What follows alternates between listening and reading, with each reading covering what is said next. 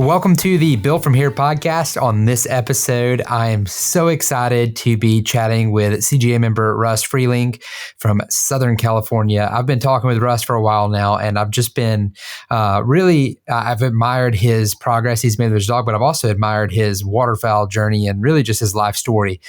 This is going to be a great episode, so you're going to want to sit back, listen in, because as you can see, if you're looking on the screen here, if you're watching this on YouTube, if you're driving around the road, you can't see it. But if you're watching on YouTube, you can see there's a lot of birds sitting back behind him. So this is going to be a cool story and can't wait to share more. So without further ado, let's bring on CGA member Russ. How's it going, Russ? Welcome aboard. It's going well, Josh. Thank you. Thank you for having me. I appreciate it. Yeah, it's an honor to have you here. For sure. And I think if any of us or any waterfowls are watching this and they can see the birds back behind you, they're probably drooling over themselves right now. Yeah, it's a passion. And I'm an old guy. I'm 65 and I've been waterfowling for probably 45 years, something like that. And I counted them up the other day. Somebody was asking me, I've got 55 mounts. I have a very understanding wife. I've been married 40 years. And she said, I can have one room. So I've just about filled it. Not a lot of wall space or ceiling space left. But these are from all over North America. And, some of them took me many years to get. Some you get first try, just and everything in between. But it's been a nice journey. Wow. And you now, and we'll talk more about this in a second, but you have killed all 41 North American species, if I'm not mistaken. Yeah, is that correct? About 10, 11 years ago, an outfit called UWC came out and they said, we have a way for those that are interested. They identified 41 different species of waterfowl in North America. So Canada, United States, and Mexico, geese, swan, ducks. There's 41 major species. And for anybody interested and if you wanted to go shoot a model duck in Florida, they had a guide down there that they recommended and that kind of a thing.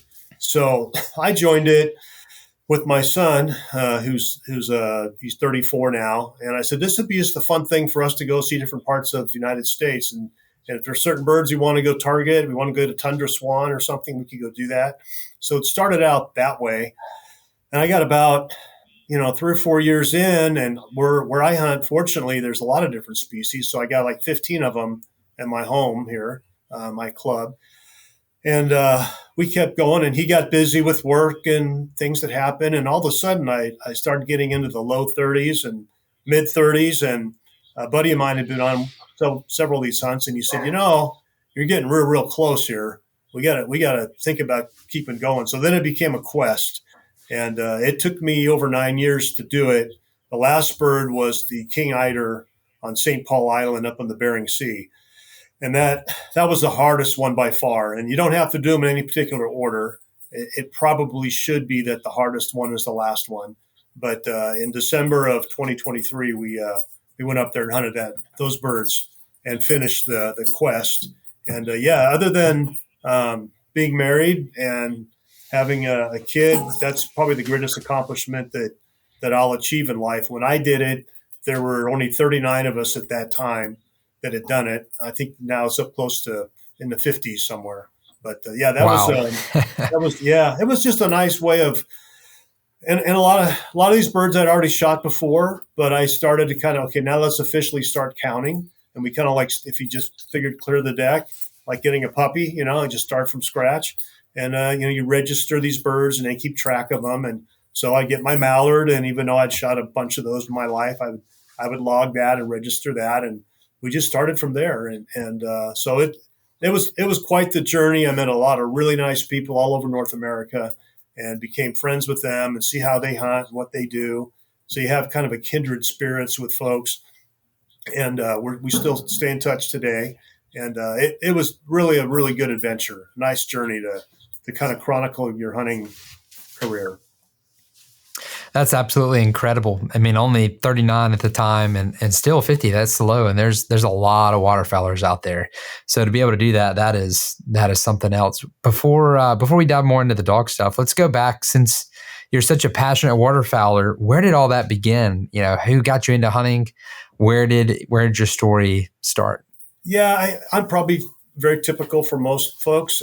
Typically, father, uncle, brother, somebody takes you. My dad took me out in 1973 for a dove hunt, dove opener. His buddies did that and had done that for many, many years. It was kind of a reunion for them, and they'd all get together and catch up and talk and socialize, and then we go dove hunting.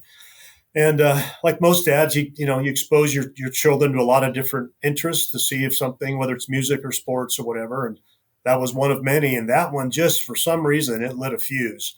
And I loved it. And 1973, I was 13 years old. And last year, 2025, was my 53rd consecutive dove opener. I kept going, kept doing it. As everyone knows, that dove hunting for us opens all the seasons. That's the very first one. So we go out to Yuma. 115 degrees, and I'm out there in the field sometimes. Go, wow, why am I doing this? Yeah, it's hot, and I'm thinking, I'm more dedicated than smart, but I'm not going to not miss, So we that started it, and then a big depression would set in when the trip was over, and that was kind of all I did until many years later. My wife worked with a gentleman at work who was a duck hunter, and he hunted the refuges out here, and he didn't have anybody to go with, and he mentioned it to her. And so my husband might want to go with you on that. So that started it. I was my first duck hunt. I remember 3 redheads came in. I fell asleep on the levee because we've been up since midnight, and it was like 10 in the morning. And I woke up to him shooting. Nice heads up, right? He's shooting, and these redheads are falling before I can even get my gun up. But that took me to the next level.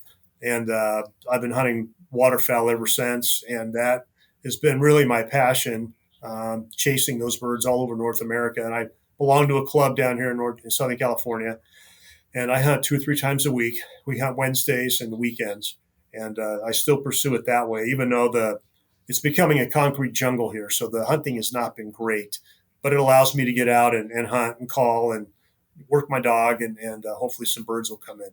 But that's kind of the scope of it, and then a whole bunch of hours in between. All over North America hunting these birds. That's incredible. That's insane how one little dove hunt in 115 degrees can lead to where you're at today, which is all 41 and a wall, really a whole room full of birds. Yeah, it is. And there's not much wall space left here. There's pictures in addition to the mounts, but everybody that mentored me is unfortunately passed on. I'm the old guy now. So it started, if you looked at a picture, for some reason, we always put the kids on the left and the old guys kind of were on the right. Well, I've been working my way to the right now for a few years. So whenever we take a picture, it's me on the right.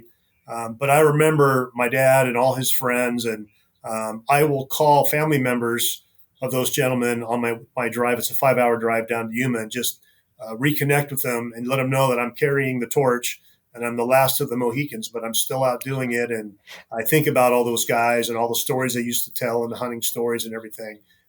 So it's just a great family tradition. And now my son, of course, he's 34. He's got 2 small boys. So it'll continue on, with them as well. Wow. Yeah, that's very special. I love seeing that passed down and continuing the growth of and preservation of what we love. I mean, that's the only way to do it, is introduce it people and family and slowly bring them to develop that passion, which is for those that enjoy it. It's not hard. That typically one hunt is all it takes. Then you're addicted. And then, then you have a lifetime of hunting or pursuing of hunting. Well, that's true. And I firmly believe if you're fortunate enough that God kind of instills a passion in you, you should pursue that.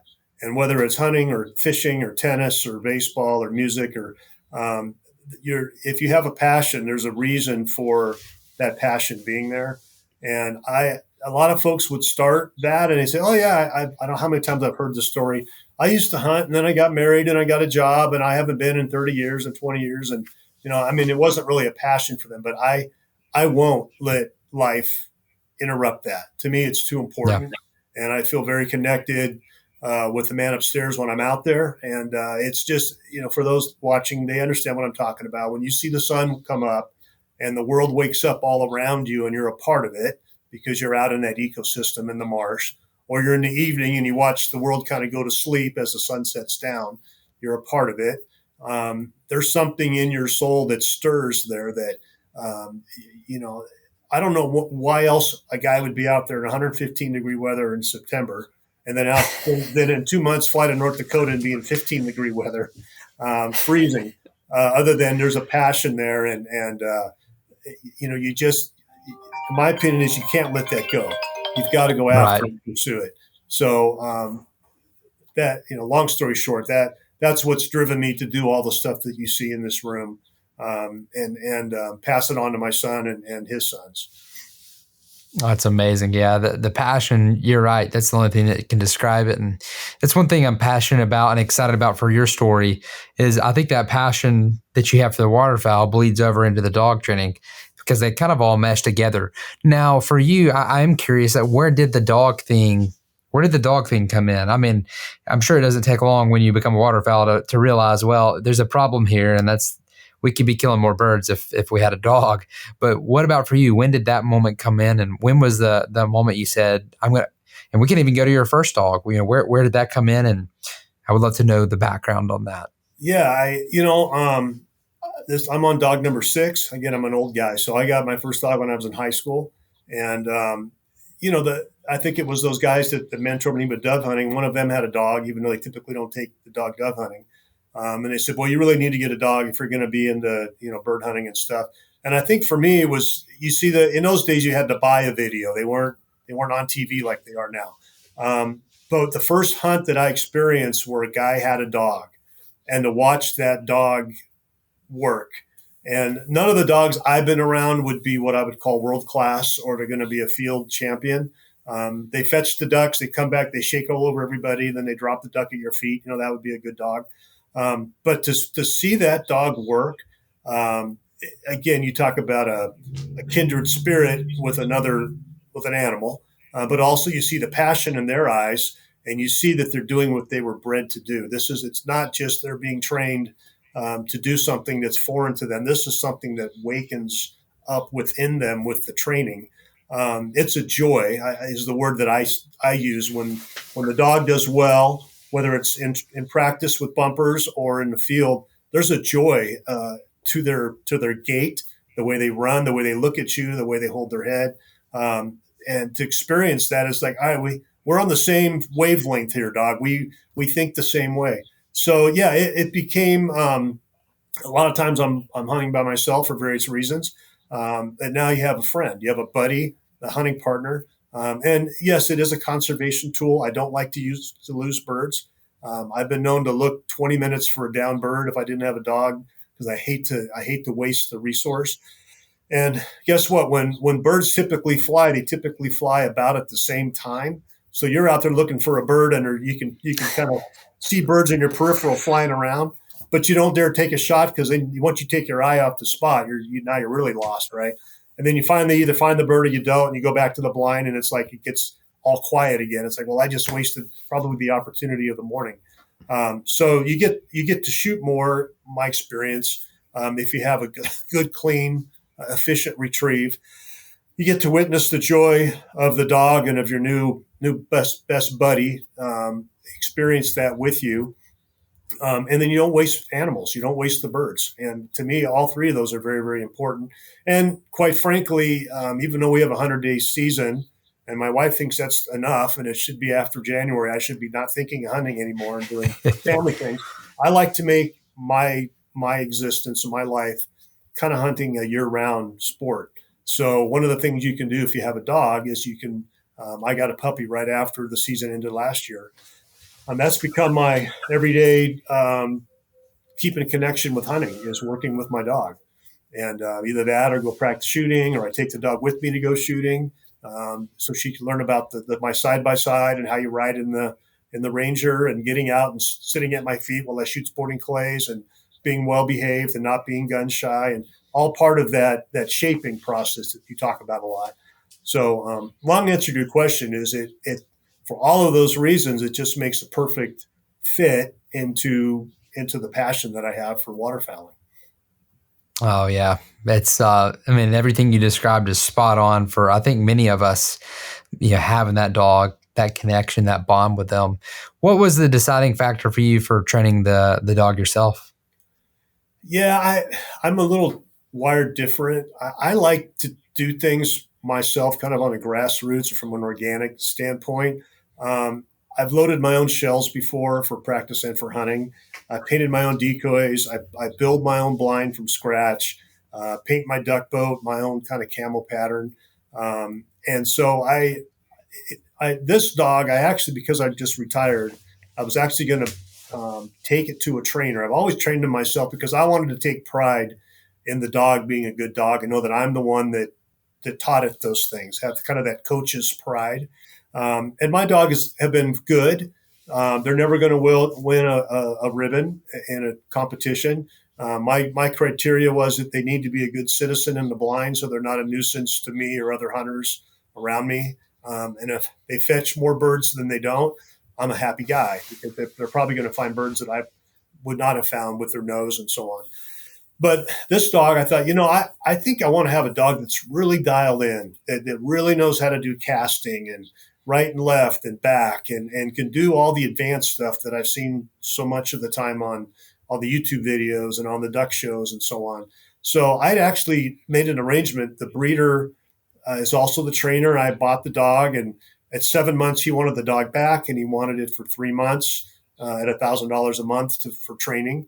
And then part of the package was, I'm available for the life of your dog after that. If you run into a problem, you just tell me what's going on. I'll meet you down at the club and we'll work on it together. So I was going to do that, and I had signed up for it and everything.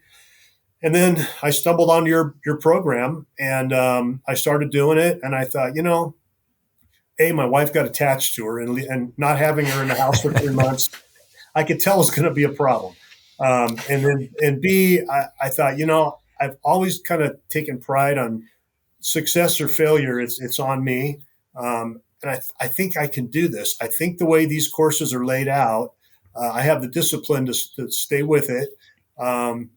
Maybe it'd be, maybe I could get the dog to, a 90 percentile where the trainer might have it at a 98% because he's a professional. But 90% of the cornerstone way would be way more advanced than any other dog I've ever had. And it lets me, because of the roadmap that you put out with the daily planner and your lessons on video, it allows me to work on that daily. And we're training 5-6 days a week at some capacity. So she loves it. I mean, the program is we get up, we have breakfast. And after breakfast, she seems to have her most focus in the morning versus in the afternoon. And she starts coming after me and kind of doing circles around me and kind of runs over to where the bumpers are. And it's like, she knows this is time to go to work. And that's fun for her. So again, long answer to your question, but I just wanted to take the pride in doing it myself.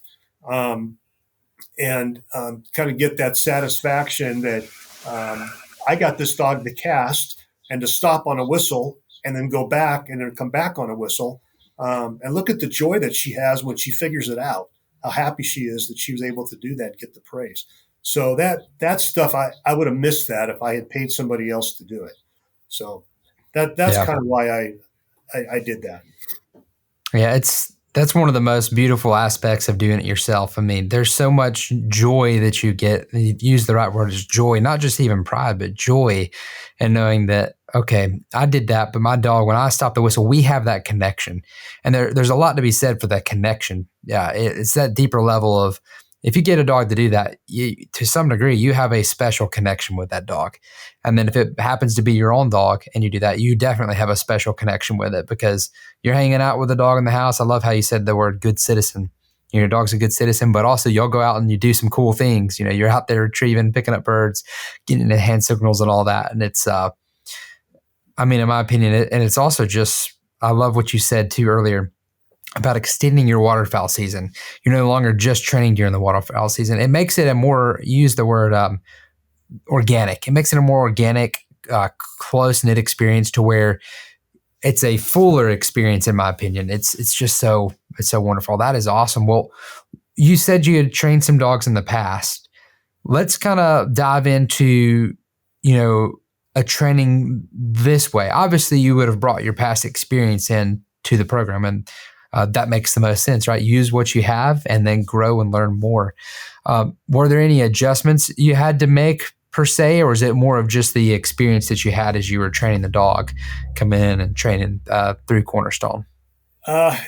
Probably a combination of everything. Again, and where I'm at now, 180,000 people, used to be vineyards and orchards, so it's a concrete jungle here, and they don't let us go to schools and use that facility anymore.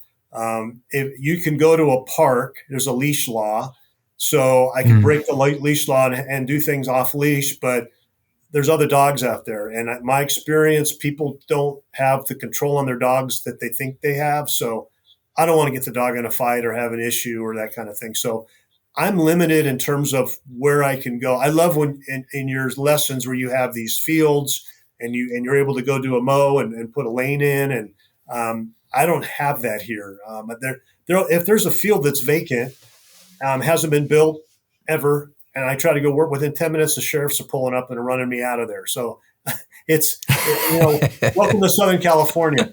So what I do is we live in a horse property here. There used to be horses here before we got too urbanized, and there's bridle trails, which are like an alley between properties. So that gives me, in between the homes, long linear areas to work that are probably 8-9 homes times 30 yards each per lot. And they're probably about 10, 15 yards wide. So any drill that I need to do that's a linear drill, that's where I go down and I work out there. One of the things I learned through your program that I didn't know before was the generalization, that how dogs think. I fell in that trap. If I get the dog to retrieve bumpers in my backyard, they should be able to go do it out in the swamp, right? No, you change the texture, whether it's grass, dirt, asphalt, concrete. You change the environment. You go from the backyard to the front yard, different. You go from the front yard to the bridle trail, different. So what that allowed me to do is I call my backyard like my lab. That's the smallest area that I have.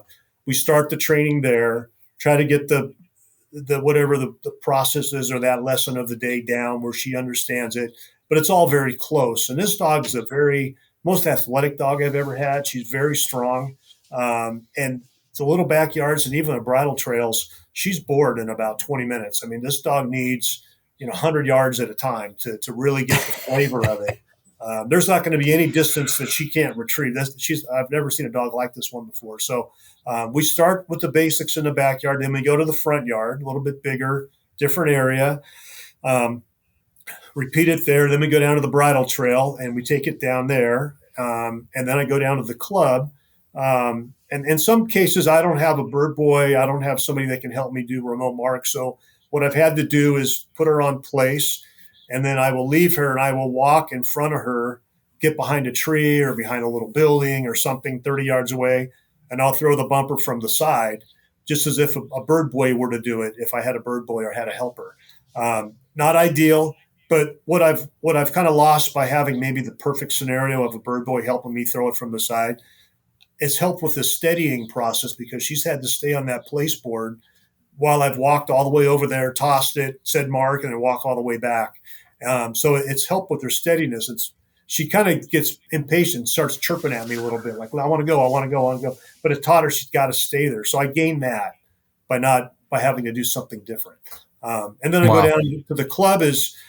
Everything's a drive here, right? In Southern California, it's 22 miles. It takes me almost an hour to get there with traffic. So I go down to the club twice a week, and they put in a artificial turf football field for youth sports off to the side, and it sits vacant. So now I can take a different texture, right? I got an artificial turf versus dirt or concrete or whatever.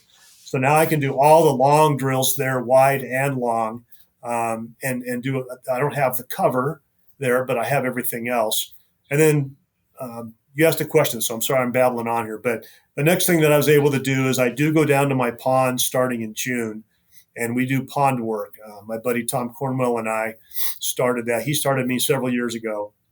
And we go down and we drain the ponds, and we become farmers. And so we drain them, we disc them, we put in brown top millet. So I take her with me on those trips, and I take the first 20 minutes and I work her in our actual pond. So now I've got cover. Now I've got a blind. Now I've got a levee. I've got all the things that, if I was Josh, I would have, but I don't. So it's only a couple times a week, but it's real world training in a real world. I do stuff around the blind. I do stuff off on the levee. I have her go when I drain the pond. There's all kinds of moist soil plants. So I have her run through the moist soil plants on a long lining retrieve, things like that. So in my mind, it'll translate into when I flood it with water, she's already been working it all summer long. And so she knows the geography of it, but it allows me to do the things in a perfect scenario in the ponds right there. But that only started in like June for once or twice a week. And the rest of the time I'm having to do the other combination of areas that we discussed. But at the end of the day, I think she's getting it. I think, I'm seeing the progress, and it's just, I had to figure out kind of a slightly different way. In a perfect world, I would want to follow the daily planner to the letter. I really think you've built a nice course where each one builds on itself and walks you down a path and sets a blueprint for you to follow. It's just, for me, being out here in the concrete jungle and lots of people and so on, I had to improvise some of the lessons. And so she may not get some things just exactly right because of that, but I think as a blend, it's working very well. That's incredible. And that's exactly what we would want for you. If you really think about it, could you imagine training your dog without the guideline? That's the thought I have. The guidelines, the lesson plans are there to lead you. But ultimately, we believe at Cornerstone, and our goal with the course is to teach you and empower you to think for yourself, just like you teach your dog to think for itself. And in doing that, when we teach you those principles, you know how to improvise, because the fact is, you're right, in a perfect world, but every single dog's a different experience. And every single time you go out and train, something new can happen. And so there is no such thing as a perfect dog or a perfect session. But there's a difference between perfection and those that train their dogs well and have a good connection. And the people that do that end up getting great results for the dog. And the people that are trying to be perfect typically struggle. So I love that you were recognizing that and saying, hey, look, we've got to improvise. We got to do these things this way in our circumstances for my dog. And I think that's probably served you pretty well. And I hope a lot of people heed what you're saying there and realize and know that for the members that are listening to this, hey, full support. We call it adopt or adapt. Adopt it as much as you can, but you're going to have to adapt, right? Because every training ground is different. I mean, if, Russ, you're in Southern California, the concrete jungle, and you're training your dog successfully. So, the fact is, whether you've got a farm or whether you live in Southern California, you can train your dog if you put in the work and you enjoy it. And that's the main thing. And it seems like you guys have had an incredible experience. What's been one of y'all's greatest moments thus far? It sounds like your pup's in the background there. That's awesome. Yeah. But what's been, go ahead. That's good. Yeah, she's a watchdog, doing a watchdog mode right now. What's been y'all's greatest victories in training thus far, or hunting together? Well, I maybe experience, maybe just a combination. I did something a little different, and probably the purist would slap my hand for it, but I decided that I can't, because of all the things I mentioned, I can't replicate hunting in the ponds during the off season too much. So when she was 6 months old, that was opening day last year, I took her hunting with me every hunt but opening day. So she hunted with me 3 days a week from 6 months old to 9 months old. And my agreement that I made with myself, because I'm kind of the guy that, I'm striving for perfection, but I'll settle for excellence, right? I try to. That's good. I kind of had to say, ease up a little bit. She's only 6 months old. So it was about, in your term, shaping, or to me, it was like seasoning the dog. I wanted her to get you. We have a 15-minute ride from our containers in a side-by-side down to a parking lot. Then we have another 12 to 15-minute walk in the dark on levees to get to the blind. I wanted her to experience that on morning hunts, doing in the dark, and then evening hunts coming back in the dark the other way. I wanted her to experience what actually being in a blind is with two people with a gun, or by myself with a gun, how to go through the water with the decoys, how to work the levees. Our levees are raised up quite a ways above, probably 15 feet above the water level on an angle. So to negotiate that. So everything, again, to your training of generalization, and you throw one little new thing at them, it can kind of throw them off a little bit. That was all new experiences for her. So that was the intent at the beginning. And then the training was going pretty well, even for 6 months old. So I thought, you know what? If I get a bird that's an easy retrieve and if she sees it goes down and it's belly up and it's 15 yards in the water, I'm going to try to send her and see what happens. And I'm not going to overly criticize it. I just want to try to get that as a duck, and that's what you want to go get. And don't worry about these plastic things floating next to it. Those are decoys. So I did that all season. She retrieved probably between 60 and 70 birds in the 100-day season. I lost track after 60. Now, were they all perfect? No. Sometimes she would go get it and she'd go the other way, or she'd go right past me and go to the levee. Want to run around on the levee instead of going to the blind. Maybe 15% she delivered a hand.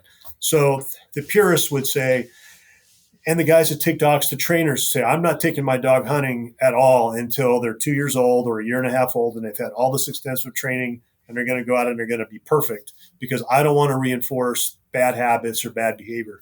In my mind, it was like, I'll give up on the discipline part, and I'll give up on I'll live with the sloppiness part. If I can get that gene to kick in, that she absolutely knows what a duck is. She found some that were blind retrieves that were there for an hour, and we would send her and she'd go dig it out, pull it out of vegetation, tulies or whatever. That's all stuff I couldn't duplicate in the off season. And then I made a list of all the stuff that she needed to work on with the discipline. Some of it we hadn't gotten to yet in the training. Other stuff is like, okay, I got to work on that better. I got to get it delivered to hand. I got to get her to come back. I got to, that kind of stuff. So that to me was the biggest overall, probably the first duck she retrieved was a wood duck. That probably would be the one that started it all. But there's no, whether it's a cripple or it was dead, it didn't matter. I've had some dogs that if the bird's a cripple, it kind of freaks them out and they're not quite sure they want to go run that bird. It didn't matter. She found them all. So wow, that was the biggest, that gave me a base to work on. And then I thought, okay, these are the things I need to work on as I go through the course. And at the end, wherever I end up in October, if there's anything left, I know I need to go figure that part out. But we've pretty much cleaned all that stuff up now. So this year, I'm very optimistic that I've got the best of both. I've got the seasoning part down, and I've got a year now, 9 months since the season ended, of training, that it should really click, now. So that was probably the first big achievement. And then there's been a bunch of them on the way. I mean, that when I sent her on a long lining retrieve and I hit the whistle as she's going, because when she goes, I mean, it's an athlete running a 40-yard dash. I mean, she's an animal. To hit that whistle and have her stop in her track and turn around and look at me, that was amazing. That to me was, for that dog to do that, we're just kind of about a week after that started, that process. Really, really excited about that. And the look on her eyes are like, did I do that? What do I do now? So then when I send her back and she finishes the retrieve, boy, you talk about the joy that she gets when she brings that bird back. So those are all, there's a bunch of little ones along the way, in addition to the really big ones that come along too. Yeah.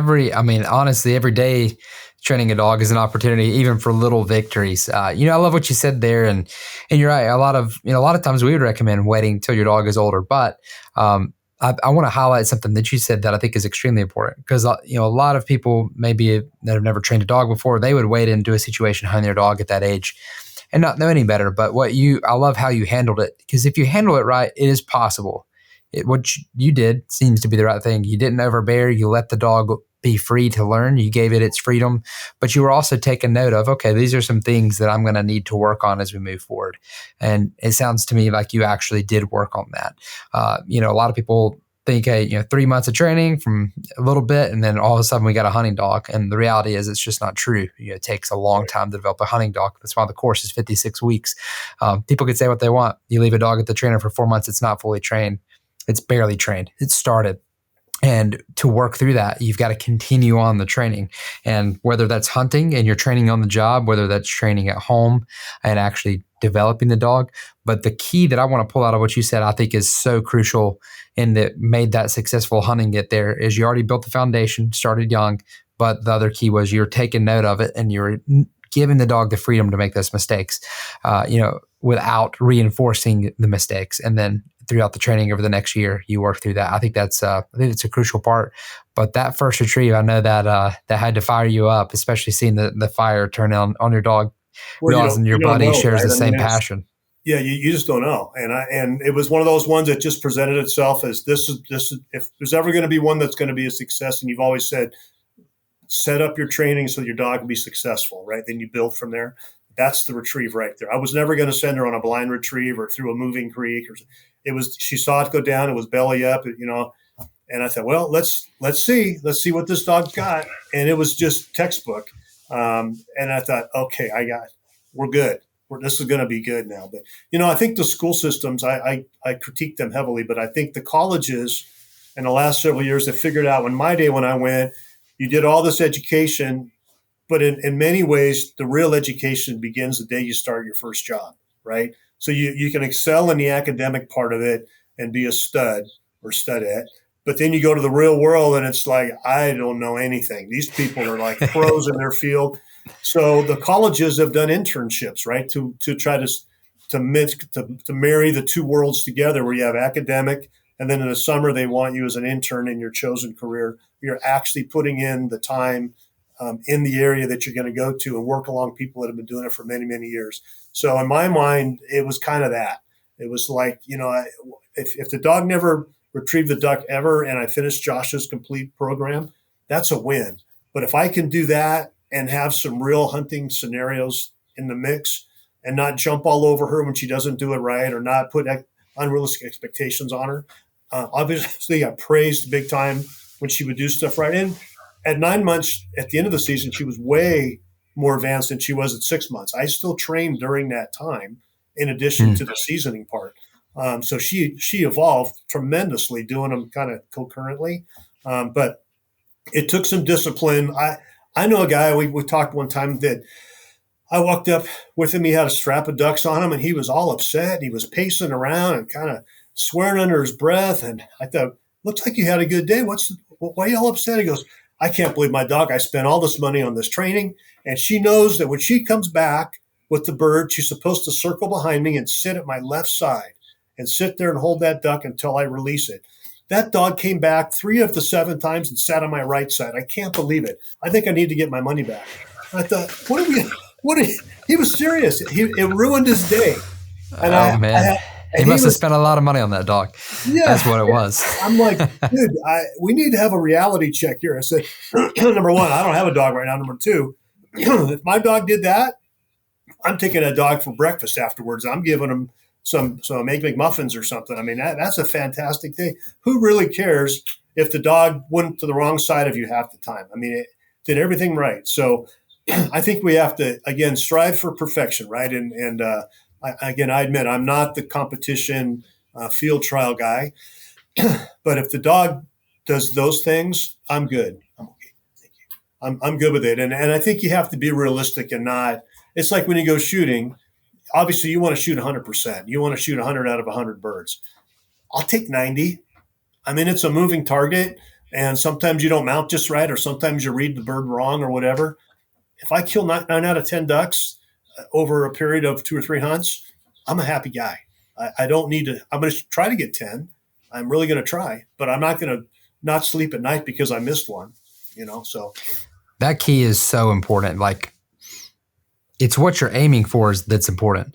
And so I see so many people on the internet that have reached out. I see people just trying, they're just going to wing it and see if their dog turns out.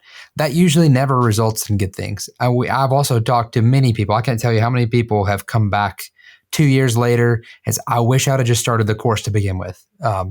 Here's where we're at now. It didn't turn out. Because when you're just seeing, relying on genetics or relying on just maybe my dog will become a good hunter, that's a problem. But I love what you're doing, Russ, is you're setting a target and you're aiming for the highest that you can get, knowing that if you fall short, it's more than good enough and you're content. That's what we've got to do if you want to be successful. Otherwise, the fact is you're never probably going to hit that highest goal. You should aim for it though, and you should strive to hit it. But if you have no goal and your target's way down here, the bottom of the barrel is not too bright at that point. It's not a good place to be. And that ends up that's why you see dogs running all over the place. That's why dogs get a bad rap. That's why a lot of guides won't let their clients bring dogs, because a lot of people are just skipping through just seeing if they can get a dog to go pick up a duck. It's more than that. You've got to aim for that level of that discipline. But like you said, the fact that the dog came in on the right side and delivered to hen, myself included, that's why we trained to such a high standard at Cornerstone. Like, we're going to go the highest we can go. But in the real world, when the pressure's on, there's people the dog's never met. They're shooting all kinds of chaos. No hunt ever goes like it. I mean, half the time we've got to readjust the decoys anyways to get it right. All of these variables change. I can't imagine what the dog would be if we didn't train to that high standard. It would be a train wreck. Training to that high standard allows us to actually function in a chaotic, ever-changing environment. So I love that that's what you're talking about here, is that goal that you're shooting for. And like you said, you're going to try to shoot all the ducks. You won't hit them all, but you're trying with all of your heart to do it. Right. And I bet you get pretty close to it too when you try that hard. I've gotten better, but I want to say too, I work at it. I do have some God-given natural talent, but I work at it. I shoot twice a week in the off season. I train my dog almost every day without trying to overwork or overtrain or burn her out. The thing I was going to dovetail with what you said is we've all seen guys where they haven't worked with their dog or done anything with their dog since the last day of the season in our world, end of January, and they show up third week of October and expect the dog to know exactly what to do like it did in January. That's not fair. You wouldn't take an athlete and just drop it into a major league game without any kind of a spring training or some kind of from football, the summer football practice. You've got to work the dog. I feel you need to work it. I think you owe it to the dog to work the dog often. I think they need that. I think they thrive it. They need the exercise. They need the interaction with you, the owner, and the handler. And the only way for an athlete to truly succeed is you have to put your time in. I don't care how much talent you have. I coached kids baseball for many years, and I saw kids just dripping with talent, but they didn't want to work at it. And they carried them for a while until guys with the same amount of talent had a work ethic in addition to that. And at some level, it's high school or whatever, they blow right by them. So you've got to put your time in. To me, it's a fun thing. It's a part of the passion. It helps me kind of keep my head in the game with the hunting part. But I go shooting twice a week. I work the dog 5 to 6 times a week. I'm working on my stuff in my shop, doing something all the time. But I don't think people in general are successful just by showing up. Very rare that you've got that kind of talent and you're going to have that kind of a special dog that knows exactly what to do without the work and without the discipline put in there. So you have to just kind of make the commitment that this is going to be a 5-day a week, no less than 15 to 20 minutes a day scenario for me. I have to stay fully vested and not just go through the motions. I don't want to rush through it because I got to get to this, that, or the other. The dog will sense that, and they know they're not getting the full attention. I think they pick up on your vibe a little bit. So, oh yeah, right. You got to be in that kind of at the same level mentally. But I enjoy it. I also go to the gym 5-6 days a week just to try to keep father time at bay a little bit.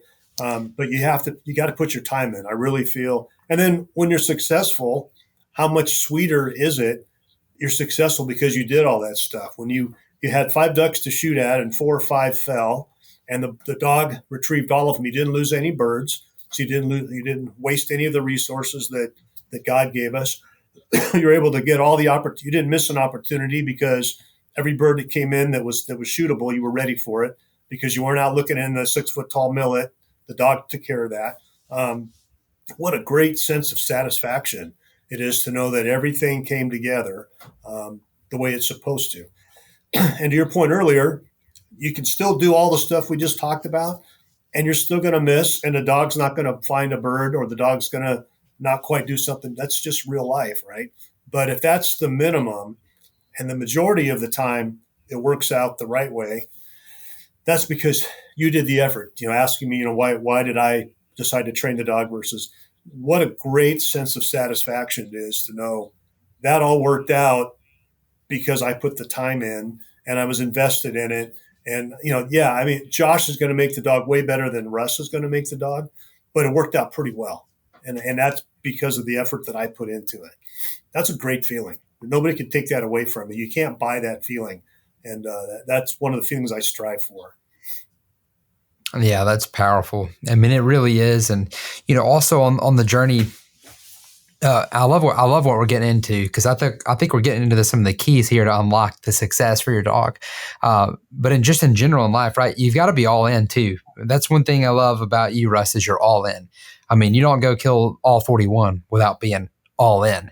Same thing with your dog. If you want it to be successful, you're not hedging your bets. I get the thought of, well, what if I don't work? What if this doesn't work out? What if I can't get my dog to where I want it to be? That's a real thought. Okay. Well, so what if that's what you focus on, that's what you're going to get, instead of, hey, that's a possibility, but we're going to push that possibility out, and we're going to focus on, like we talked about, the target, the goal. Whatever you're focused on is where, that's the direction you're going to head. So if you keep thinking about failure, this dog's not going to make it, it's not going to turn out, and that's what you focus on all the time, well, you're probably going to get those results. I'm not saying you're not going to have those thoughts when your dogs are running around. I mean, think about Violet in the videos running around, because we show all of that. There was, of course, at that point in the back of my mind, I'm like, ooh, man, I hope this dog turns out. There was times where I thought, what if she doesn't turn out? And then from experience, I know you have to push that out very quickly. Right. There's no room to let that thought rest in your mind. You have to push it out, and then you have to jump in and say, no, we're going to focus back on the target. I need my dog to do this skill. Like if we're working on, specifically in the videos, I'm thinking about Violet when we transitioned from the lane to the open field. Violet ran off out there as we're trying to do some retrieving. And that was one of those moments in my mind, like, oh man, this is not good. We've got to have this work out. But shifted my focus and then re-engage, and we were able to make it happen, because instead of focusing on that problem, I start focusing on the outcome of what I'm looking for. And then I just keep striving until I get it. And the word I would say that I've seen what you're saying here is all in. When you're all in, you're going to get there. Don't worry about failure. Failure is not really going to happen if you're all in and you do what you're talking about. You put in the time, you put in the effort, and you said you just can't show up. Don't just show up, put in the work, give it your all, and then see what happens. I think that a lot of people quit when they're like this close to victory. You're this close to getting your dog to where you want it, and then you just quit, when all it takes is 20% more. If you get to output 20% more effort, 2 more days of training. I can't tell you how many weeks of training where I've been going along the first few days or the first couple of weeks on something that's not working out. And if I quit then, it just doesn't work. But you're literally only ever 1 rep away from success. The light bulb clicks, and then you win, and then your dog wins. And then you have that accomplishment that we just talked about. That's what, I mean, if you don't like that, then maybe send your dog to the trainer and then get your dog back and work it. But if you like the idea of we can overcome this, and the feeling on the other side of the victory when your dog hits the goal, like you said earlier, the lights turn on, you stop your dog to the whistle, it's looking at you. And then it's like, you're probably thinking, I can't believe I just did that. The dog's like, whoa, what just happened? Yeah. That moment when you finally hit it, that is a special moment. And that only belongs to those who put in the work and don't give up. No, that's right. And a couple things that you said. One, I love the fact that when you trained Violet, you left the bloopers, I would call, in there, because my dog is very similar to her personality, and she would do that stuff. I call it the Cyndi Lauper moment, where the girls just want to have fun, and she just takes off. And I can hear that song in the background. Girls just want to have fun. I'm not doing this anymore. I should have put that in there. We should have put that in the videos. That would have been hilarious. You're probably too young to know who Cyndi Lauper is, but that's what I hear. So I call her Cindy for the rest of the day when she does that. But I love that, because you watch all the YouTube stuff, and if they edit all that stuff out, the dog does everything is perfect. It's like, why aren't you like this dog? Why can't that's fantastic. How you handled it as a handler and an owner and a trainer, and then how the dog responds to the hand. That's as valuable to me as if everything had gone right, because that's real life, right? But the other part was about one thing at a time, and if you got to keep the negative thoughts away, and it's focusing on the goal. When I went after the 41 species, the last bird I got was the king eider in the Bering Sea. It's where they film Deadliest Catch. They've got those big tankers out there, and those guys, it's all they can do to kind of get through their day. We're out there in a 10 to 12 foot long Zodiac raft in the Bering Sea on December 27th, hunting king eiders. There's my buddy Tom Cornwell and I, and the guy running the boat. Can't turn the engine off because the engine will freeze. We can only stay out there about an hour and 15 minutes because we'll freeze. The boat's going in every different direction that you can think of, up and down. We're seasick. The birds are coming in. They fly right along the top of the water, and they get the swells were 12 feet long or 12 feet high. So you would see the bird, and then the swell would pop up and hide the bird. And it was so, my hands have never been that cold. They went from cold to hurt to cold again. It felt like if I had brushed them on the side of that raft, the fingers would have broken off. I mean, but I experienced it, but the goal was to get number 41. The goal was to get that bird that I studied 2 years on how you hunt that. Because people would say I would have quit. I wouldn't even have gone. I mean, it took us 2 days to get there. We landed on an ice island. I mean, there were so many things that could have gone wrong on that whole experience, but I didn't even think about what could go wrong. It was more, here's the goal. What do I need to do? How many steps do I need to do? And I focused on each step one at a time. And once I accomplished that, I went to the next step. And again, your philosophy, build from here. I would build it until I put myself in the best position possible to get that bird. Guess what? We did it. I mean, looking back on it now, it's like, how in the world did we ever pull that off? I don't understand. The guide would say this is the most extreme waterfowl hunt anybody will ever do anywhere. This is life and death stuff. This is, freezing element stuff, all that. And the shooting is not easy. The birds are big and strong. And I mean, but my buddy Tom and I both got it done. And I'm not trying to brag, but it was just, I didn't even think about all the stuff that could go wrong or all the negative stuff that could happen or how miserable, I'd get seasick and I'd have to take 5 minutes, and we called it puke and rally. And we would get ourselves back together and be ready for the next shot, But that you just got to put stuff out of your mind and back to the goal. I'm back to the goal. So in the dog training, it's the same thing. It's like, what's the goal for today? They may or may not do it perfectly, but now I know what I need to work on for tomorrow. So I've got a plan. And you're right. I mean, sometimes there's whatever the drill is, she's just not getting it. And I first I blame myself. Okay, what could I do better? I'm obviously not doing something right. So I go back and watch the lesson over again, and maybe I didn't do this. Try again, not getting it. And then, day 3 or day 4, it feels like I'm doing everything that I've been doing. First time gets it perfect. And it's like, how did it just clicked in her mind?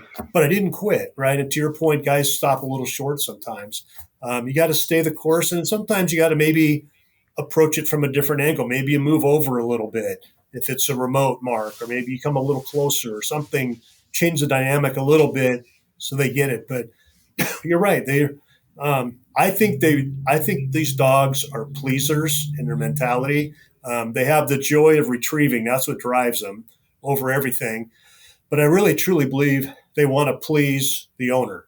I really believe that, because unless I'm imagining it, the look in her eyes and the way she holds her ears and her head and the kind of the bounce in her step, when she gets it right and I'm happy with her and she knows she got it, it's undeniable, in my opinion. I think these dogs really want to please you, and you're kind of on the journey together, and it's just helping each other understand the same kind of common language. But the more we do together, the more successes, it leads itself to even more successes down the road, I feel. Yeah. Oh, there's so many good things that are talked about there. I mean, it's hard to pull anything from that. I mean, because there's so many ways we could go with that. But one thing that the theme I'm kind of getting to is, you have to develop yourself as you're training your dog. You're going to train yourself. It really brings you to the place where you're confronting the realities of the internal battle. And that's something a lot of people don't talk about. I see a lot of people talking about technicalities. You do it this way, but you got to get it back to the battle of within. All that matters when you're training your dog is the next move. And I think it's very challenging at times, because when the dog blows you off or when something goes wrong, you have these thoughts. You're confronted with the reality of, well, what are you going to do now? Are you going to sit there and think about that? Or are you going to set that aside and you're going to move on to the next thing?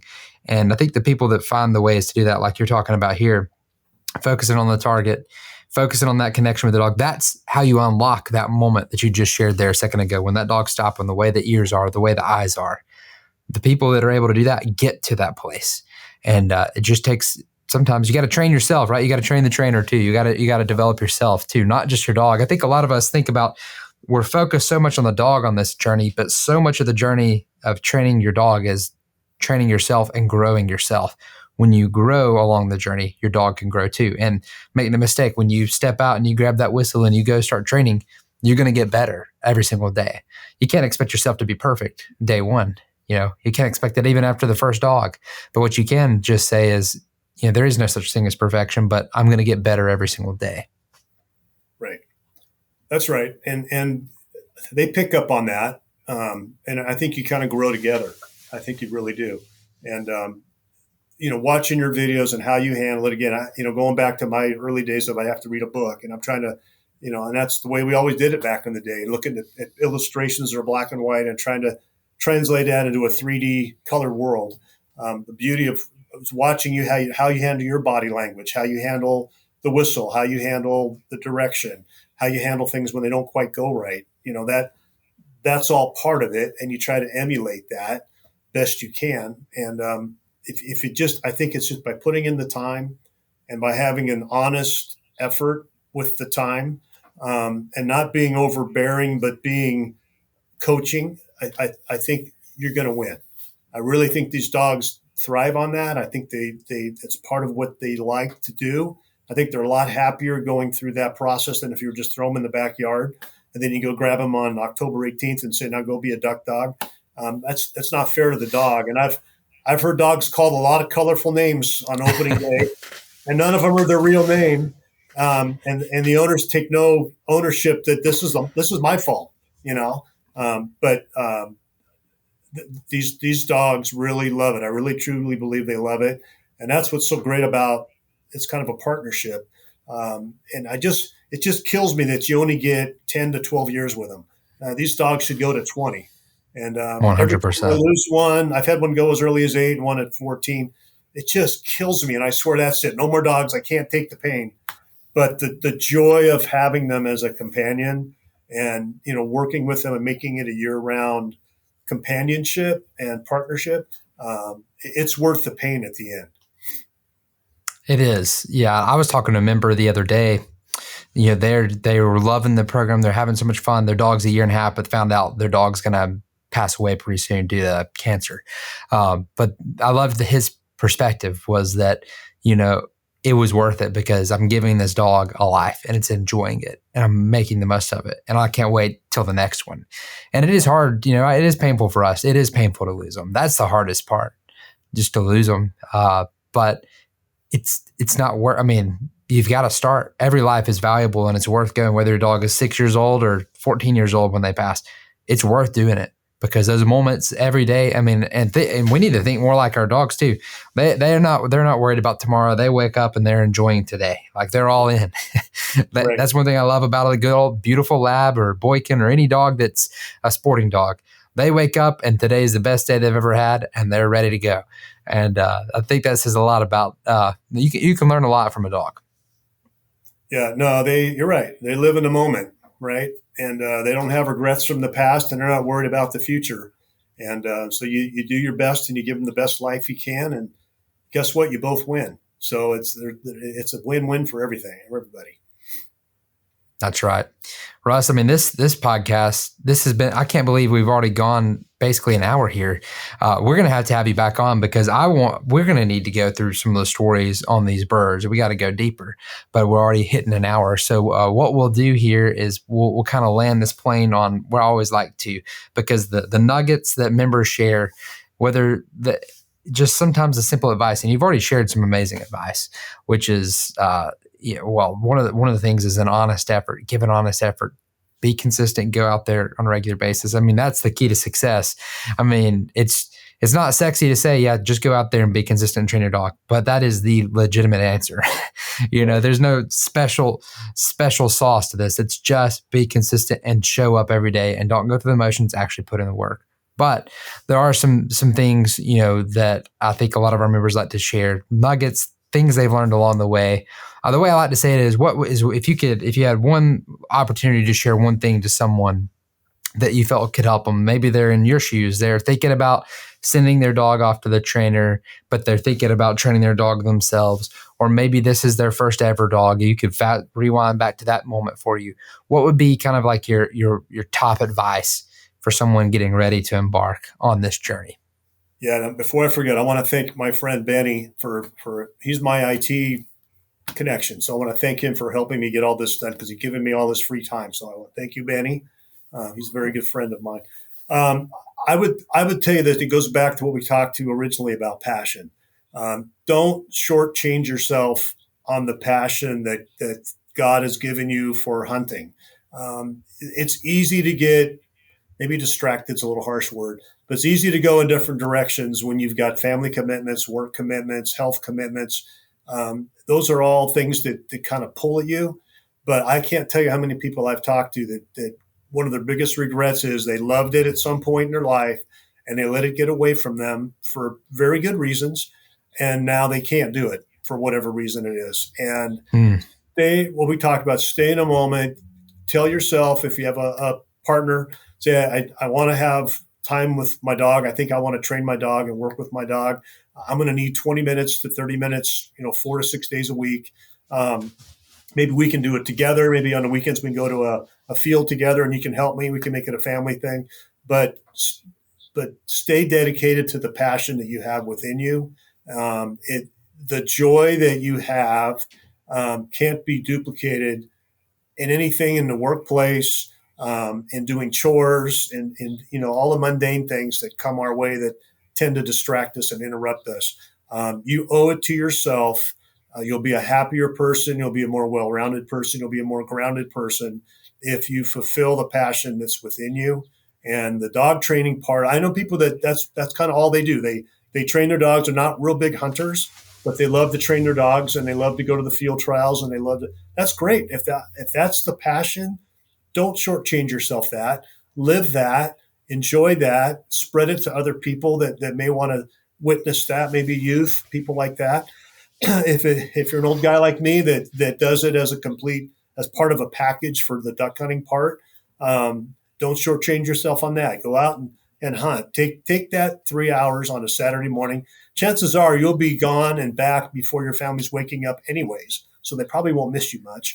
But don't shortchange yourself because it's tiring or it's cold that day, or it's the joy that you feel in your soul from reaching out, embracing your passion and putting your time in. There's no greater joy in life. So that would be my biggest, it starts with that. And then at that point, you can figure out, how do I devote the time that I need to devote to enjoy it the best and to be the best at it that I could possibly be. That makes me want to go train my dog right now. That's amazing. That is powerful. Well, Russ, I can't thank you enough for sharing your story and all the journey with you and your pups. And thank you, Benny, for helping Russ and us pull this off. We appreciate you. And Russ, I appreciate you and I admire you. I would love to have you back on soon and share maybe some of these waterfowl stories, because we didn't get to really tap into it. We talked about the Bering Sea one, which is incredible, but I would love to tap more into some of that at some point. If I don't know, I think our listeners would love it as well. But I want to thank you for your time now and for sharing your thoughts, and congratulations on what you've accomplished so far with your dog. It's incredible, and there's more yet to come, but y'all have come so far, and it's amazing to watch.